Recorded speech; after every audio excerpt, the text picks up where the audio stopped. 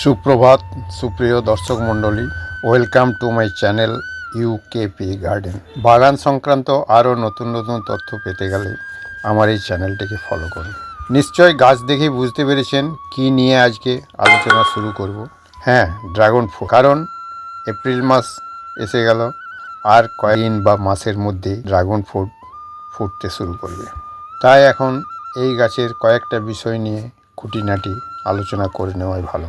আমরা এর আগের গাছকে ছাঁটাই কাটাই করেছি এবং নানা রকম শেপ দেওয়ার জন্য দড়ি দিয়ে টান দিয়ে নানা রকমভাবে একে শেপ দেওয়ার চেষ্টা। এখন এগুলোকে মুক্ত করে দেওয়ার সময় এসছে, কারণ আর কয়েক মাস পরেই গাছ ভর্তি ফুল এবং ফলে ভরে যাবে। এই সময় গাছকে পর্যাপ্ত পরিমাণে খাবার দিতে হবে এবং গোড়ার মাটি যদি কম থাকে তাহলে মাটি দিয়ে পূর্ণ করবে। যে কোনো সার, পুরনো সর্ষে খোল পচিয়ে সেই জল, বনডাস্ট বা যে কোনো খাবার দেওয়া যেতে পারে।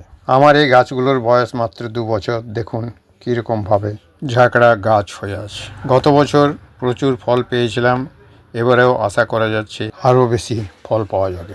কাজেই এই সময় একটু পিঁপড়ে এবং পোকামাকড়ের উপদ্রব হয়, কাজেই এগুলো খেয়াল রাখতে হবে।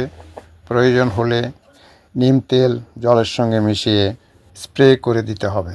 আজ এই পর্যন্তই। যদি আমার ভিডিওটি ভালো লেগে থাকে একটা ফলো, একটা কমেন্ট এবং সাবস্ক্রাইব করে পাশে থাকুন।